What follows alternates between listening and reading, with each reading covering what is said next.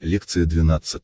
Образование характера при помощи духовного контроля. Может быть, кто-нибудь из читателей, ознакомившийся с предыдущими лекциями и заключающимися в них указаниями, скажет: да, все это очень правдоподобно, и я, конечно, достиг бы таких результатов, если бы я владел необходимыми для этого качествами ума и характера. Последнее, по-видимому, служит для многих главным препятствием. Они очень ясно понимают, что именно нужно для достижения успеха, но вследствие того, что у них отсутствуют характерные качества пользующегося успехом человека, они предполагают, что цель для них недостижима. На свете не существует большего заблуждения, чем подобное ложное убеждение. Это ложное направление мысли, обусловленное страхом, это отсутствие сознания силы «я есть». Человек при помощи силы воли может так развить свой характер, что будет в состоянии выработать из себя все, что не пожелает. Вне всякого сомнения он может переделать себя.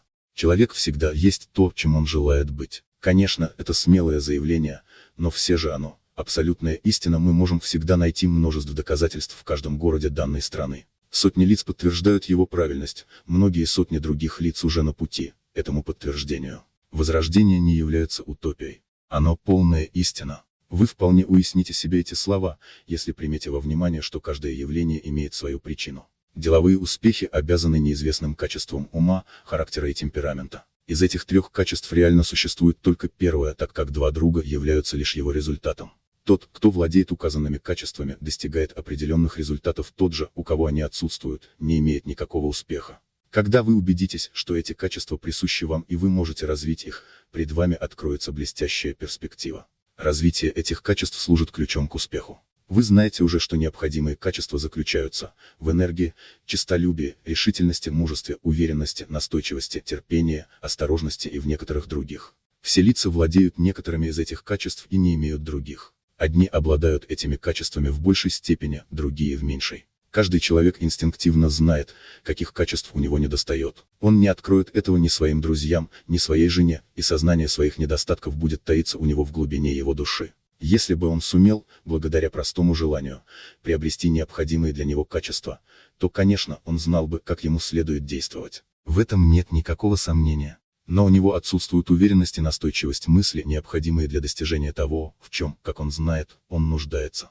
У него нет желания заплатить за приобретение. Если бы какой-либо великий ученый объявил, что он открыл удивительное химическое соединение или новую сыворотку, которая имеет свойство развивать участие и атрофированные качества духа и усилить слабые, то весь мир устремился бы к этому новому возродителю.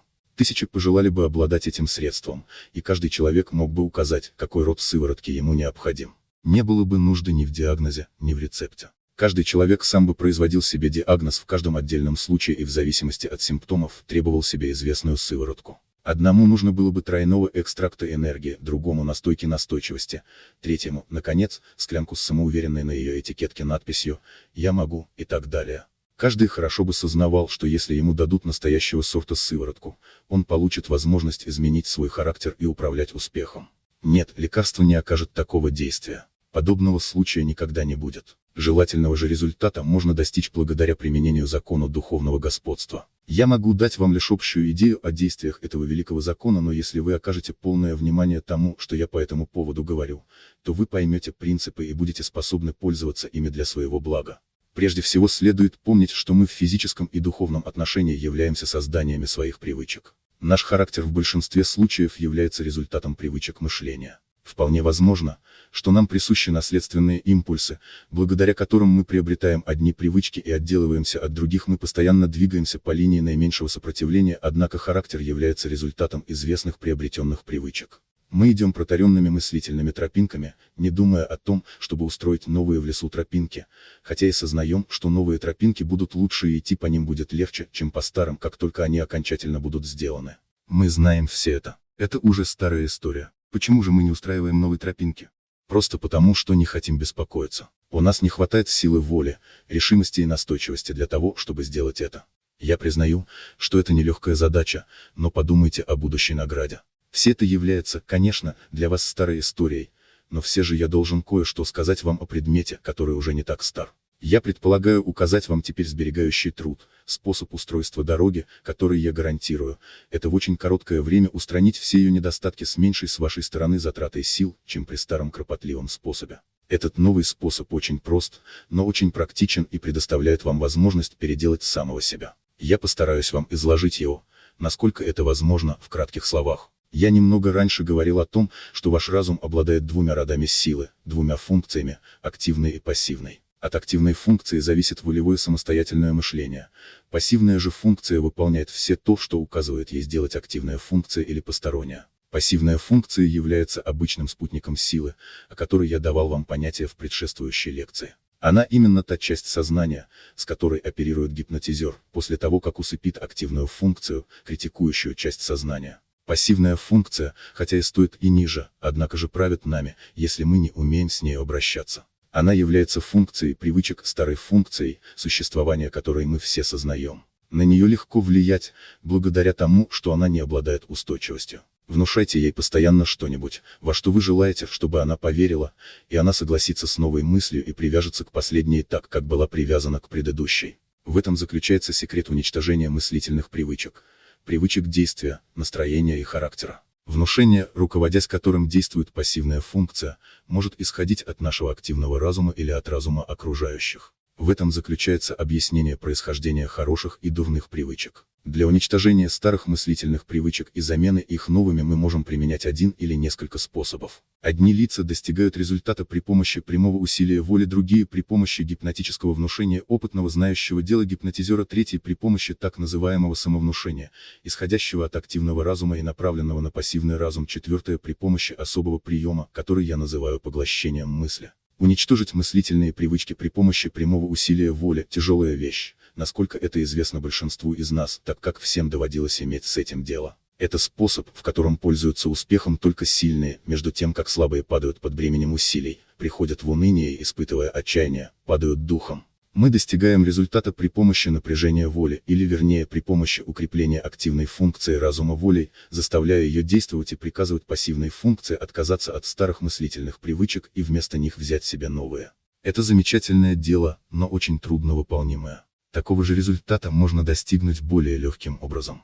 Можно выработать более легким способом простую привычку для того, чтобы сделать пассивный ум восприимчивее к приказаниям активной функции. С этим способом я намереваюсь ознакомить вас в настоящей лекции. Вторым способом, то есть изменением мыслительных привычек при помощи гипнотического внушения, многие пользовались с блестящими результатами при этом, однако необходимо, чтобы гипнотизер был подходящим лицом, основательно знающим свое дело и вполне осведомленным о последних методах устранения неприятных мыслительных привычек. Я считаю здесь необходимым указать, что следует в подобных случаях соблюдать большую осторожность. Отдавая себя для такого рода исправления во власть постороннего лица, не должно доверяться человеку лишь потому только, что он способен делать гипнотические внушения. Не сделают же ведь кассиром в банке человека только лишь потому, что он умеет вести книги и быстро считать деньги.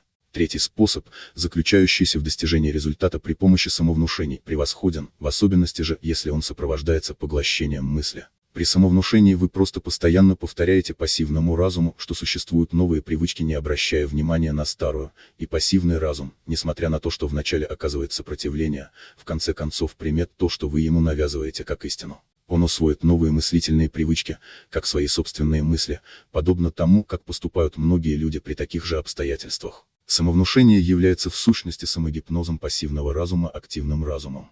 В этом можно видеть пример того, что каждый человек – свой собственный гипнотизер. Четвертый способ поглощения мыслей заключается в том, что вы приводите самих себя в полнейшее пассивное состояние, делая частые промежутки и напряженно сосредоточивая свой разум на идее или психическом понятии, что новая мыслительная привычка существует, представляя себя при помощи своего воображения человеком, уже обладающим желательными качествами. Вы должны сохранять эту мысль постоянно, вы всегда должны представлять себя обладающим желательной привычкой в каждый свободный момент, днем и ночью, стараясь при этом всеми способами укреплять в себе это убеждение. В этом выражается настоящее действие пассивного разума, поддерживаемое воображением. Оно кажется очень простым, достигаемые же благодаря ему результаты чуть ли не граничат с чудесами. Этот способ является одним из наиболее легких и наиболее действительных для выработки характера. Воображаемые вещи становятся реальными в короткий сравнительно промежуток времени, так как результаты следуют непосредственно за исполнением.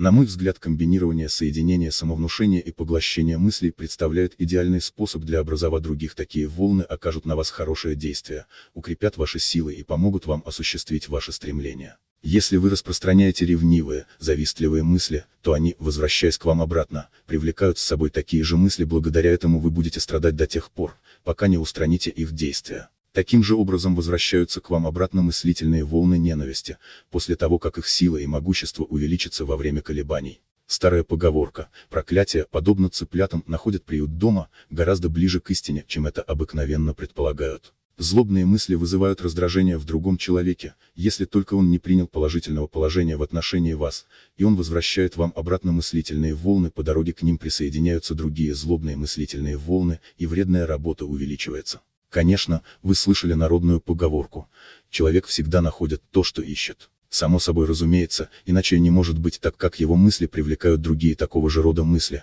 и он видит мир, имеющим такую окраску, какую придают ему его духовные очи. Хорошие мысли притягивают хорошие, дурные мысли – дурные. Если вы питаете к человеку ненависть и посылаете ему свои мысли ненависти, вы получите обратно ненависть и будете видеть ненавидимый и ненавидящий мир. В мире мысли вы с хорошим процентом получаете обратно все, что даете. Если вы будете посылать хорошие мысли, то к вам возвратятся хорошие же мысли с значительным приростом, и вы будете хорошо себя чувствовать в обществе расположенных, доброжелательно относящихся к вам лиц. Благодаря этому вы только выиграете. Даже с личной точки зрения, лучше иметь хорошие мысли. Если вы попробуете на практике мыслить таким образом, хотя бы в продолжение 1 месяца, то вы вскоре заметите громадную перемену в различного рода явлениях, громадную перемену в самих себе, у вас явится отвращение и омерзение к прежней, низкой, недостойной, дурной мыслительной деятельности, и вы не согласитесь вернуться к ней ни на каких условиях и ни за какую цену. Прежде чем минует месяц, вы уже заметите полезную силу возвращающихся мыслительных волн, и вся ваша жизнь совершенно изменится. Попробуйте это сейчас же. Вы никогда не будете сожалеть об этом, в этом я, наверное, не ошибусь, и намереваюсь воспользоваться 4 различными способами для избавления от нее. Я предполагаю далее, что вы начинаете испытывать их все один за другим по очереди. Сначала вы примените первый силу воли и скажите самому себе: «Я не хочу бояться, я приказываю страху исчезнуть». Это героическое средство. Я не буду входить в подробности этого способа. Вы все достаточно знаете о нем. Вы все пробовали его. После этого вы применяете действие гипнотического внушения. Для этого вам следует пригласить опытного гипнотизера. Последний даст вам удобное положение, побудит вас ослабить все мускулы, успокоит ваши нервы и приведет вас в состояние полного психического покоя. Затем он отвлечет ваше индивидуальное сосредоточенное внимание и сделает вам ряд настойчивых повторных внушений: бесстрашия, смелости, самонадеянности, уверенности и т.п. Опытный гипнотизер обстоятельно ознакомится с каждым отдельным случаем и при помощи удачно выбранных и умело направленных внушений посеет семена новых мыслительных привычек, предназначенных устранить и заменить старые. Блестящие результаты получаются при пользовании этим методом. Автор настоящего руководства избавил этим способом многих лиц от плохих привычек мышления, когда последние обратились к нему за помощью. Он употреблял этот метод, чтобы направить пациента на правильный мыслительный путь, внушить ему уверенность в самом себе и в действительности настоящей формы духовного развития. При этом он, ознакомив его с теорией и практикой самовнушения и поглощения мысли, предоставлял окончание лечения ему самому. Затем вы обращаетесь к помощи самовнушения, при этом вы постоянно мысленно повторяете: «Я не боюсь, я уверен в самом себе, я уничтожил боязнь, я не чувствую страха» и т.п. Эти самовнушения вы должны делать вполне серьезно, как если бы вы делали внушение другому лицу и старались вкоренить их в него. Укажите своему пассивному разуму, что вы уверены в том, что говорите, и тогда он окажет доверие вашим словам, считая же их правильными, он последует им. Если вы будете применять этот способ уверенно и вполне серьезно, то вы уже тотчас заметите его благотворное действие. Вы не должны забывать, что, если пассивный разум тревожит ваше сознание боязливыми мыслями, то вы должны удвоить свои уверения в безбоязненности, и мысль о страхе исчезнет. Вначале, конечно, вам будет трудно, так как мысли страха всегда встречают хороший прием, но подобно плохой собаке они скоро узнают, что у вас имеется против них дубинка, и не замедлят удалиться. Никогда не забывайте мысли о собаке и дубинке, тогда вам не придется иметь много беспокойства. Вы научитесь избегать мыслей страха, подобно тому, как вы избегаете злых собак, вы будете уметь устранять их сильными ударами своей мыслительной дубинки. Они быстро убегут, поджав хвост, и на будущее время будут иметь в виду дубинку. Вы не должны дожидаться, чтобы они на самом деле начали одолевать вас, а должны обязательно приниматься за дубинку при первой их попытке напасть на вас. Теперь, наконец, вы намереваетесь испробовать действие способа поглощения мысли. Для этого вы приводите себя в способное к восприятию внушений пассивное состояние, таким же точно образом, каким вы пользовались, приготовляясь к внушениям гипнотизера. Чем вы пассивнее будете, тем лучше будут результаты. Говоря иначе, примите вполне пассивное состояние, как в духовном, так и в физическом отношении. Благодаря этому вы освобождаете активный разум от его обязанностей и предоставляете пассивному разуму неоспоримый над всем контроль. После этого вы сосредоточиваетесь на мысли «я не боюсь» и на других ей подобных. Таким образом, вы представляете себя самому себе не чувствующим страха, отважным, обладающим духовным и физическим мужеством и как бы прогоняющим боязливые мысли при помощи психической дубины. Предоставляя полный простор для своего воображения, вы все-таки должны придерживаться желательного образа мышления. Вы увидите, что здесь наибольшую ценность представляют упражнения в концентрации сосредоточения. Вы должны постоянно мыслить о бесстрашии, действуя при этом вполне естественно. На мой взгляд, вы должны держать себя точь-в-точь, как актер, который увлекся своей ролью. Воображаемый характер скоро станет действительным. После непродолжительной практики он станет вполне естественным и окажется как бы присущим вам. Как я уже ранее указывал, соединение поглощения мысли и самовнушения является идеальным способом для образования характера. Я предполагаю закончить настоящую лекцию несколькими упражнениями, которые окажут вам пользу при способе поглощения мысли. Не забывайте упражняться в упражнениях концентрации, так как вы обязательно должны выучиться им до того времени, пока начнете бороться со страхом. Начинайте эту борьбу сию же минуту. Вырежьте себе немедленно дубину и дайте ей острастку своему врагу. Удалив его с дороги, вы спокойно можете отдаться изучению настоящего предмета, не слыша уже его вытья и визга. Способ приобретения недостающей энергии, уверенности, настойчивости и тому подобных качеств является совершенно тождественным с тем, который указан для уничтожения боязливых мыслей. Само собой разумеется, необходимо только изменить сообразно с данным случаем слова самовнушения и подтверждения. Упражнение в поглощении мысли. 1. Найдите уединенное, спокойное место, по мере возможности изолированное от всякого шума. Если вам невозможно будет создать идеальных условий, то, конечно, нужно будет остановиться на наиболее подходящих. Сущность дела заключается в том, чтобы устранить отвлекающие мысли и углубиться в самого себя. 2. Непринужденно и комфортабельно расположитесь на диване, кровати или удобном кресле, приведите свои мускулы в расслабленное состояние, устраните напряжение нервов и отбросьте всякое беспокойство. Делайте медленные и глубокие дыхания, задерживая при этом свое дыхание на некоторое время перед выдыханием. Глубокие дыхания продолжайте до тех пор, пока у вас не наступит полнейшее спокойствие. 3. Все свое внимание сосредоточьте на самом себе, устраняя при этом внешние впечатления. Упражнения в сосредоточении сделают вас к этому способным. 4. Вызвав необходимое духовное и физическое расслабление, твердо, спокойно и упорно сосредоточьте свою мысль на слове бесстрашие, предоставляя ему возможность запечатлеться в вашем уме подобно печати на сургуче. Вполне отдайтесь этой мысли и этому слову. Одновременно думайте о значении этого слова, о характеристических свойствах человека, обладающего этими качествами и т.д. 5. Образуйте мысленный образ самого себя, как бы уже обладающего желательными качествами. Поступайте совершенно так же, как вы действуете в мечте. Представляйте самого себя, как бы уже нечто делающим. Вследствие обладания данным качеством воображайте себя в сношениях с другими людьми, мужчинами и женщинами, как бы уже владеющим известным качеством. Вообще отдавайтесь мечтам, что вы уже приобрели желательное качество. Предоставьте полный простор своему воображению, следя, однако же, чтобы оно не уклонялось от желательного направления, а все время было направлено на картины вашей успешной деятельности. Все свои мечты всегда заканчивайте решительной мыслью «Я есть». Последняя придаст вам двойную силу и уверенность.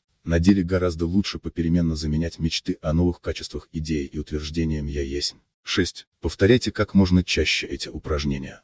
Они подобны капле, которая в конце концов может продолбить камень. Повторяемые мысли принимаются и начинают быстро расти. Полезно проделывать эти упражнения, когда вы направляетесь спать, а также во время бессонницы, если вы ею страдаете. Упражнение не только не будет препятствовать наступлению сна, но даже ускорит это наступление. Если у вас при этом появится сонливость, то не противьтесь ей, так как впечатление, с которым вы заснете, сохранится и будет продолжать действовать и во время сна. В данных упражнениях я пользовался словом бесстрашие и соответствующими ему мыслями для того, чтобы дать более ясное представление о процессе поглощения мыслей. Вы, конечно, понимаете, что вам придется употреблять слов, выражающее качество, которым вы желаете обладать. Если вы намереваетесь избавиться от нежелательного качества, то вы должны выбрать слово, обозначающее противоположное понятие. Если, например, вы склонны к бездействию, то изберите слово деятельность или энергия и т.д. в том же роде. Вы не должны забывать, что когда мы желаем осветить помещение, то нам вовсе нет нужды бороться с мраком, мы просто поднимаем занавеси и впускаем свет, благодаря которому темнота исчезает. Не мучайтесь над нежелательными мыслями, но сосредоточьтесь над мыслями им противоположными, и положительное желание вытеснить нейтрализует отрицательное. Не приходите в отчаяние, если результаты не так скоро получатся, как вы этого желаете. Помните, что они обязательно со временем явятся. Для этого вам необходима только постоянная практика. Дух можно развить точно так же, как и мускулы, при помощи тех же самых способов, то есть при помощи продолжительных упражнений. Вы имеете теперь средства к устранению своих недостатков. Если вы теперь не воспользуетесь сами их благодеяниями, то причина этого заключается в том, что вы не совсем желаете этого. Если вы обладаете сильным желанием, то вы это сделаете. Если же у вас отсутствует сильное желание, то я не могу оказать вам пользы. Если вы предпочитаете променять свое блестящее право духовного контроля за минутное спокойствие, то это ваше дело. Вы сам себе господин. Вы можете делать из себя все, что вам угодно.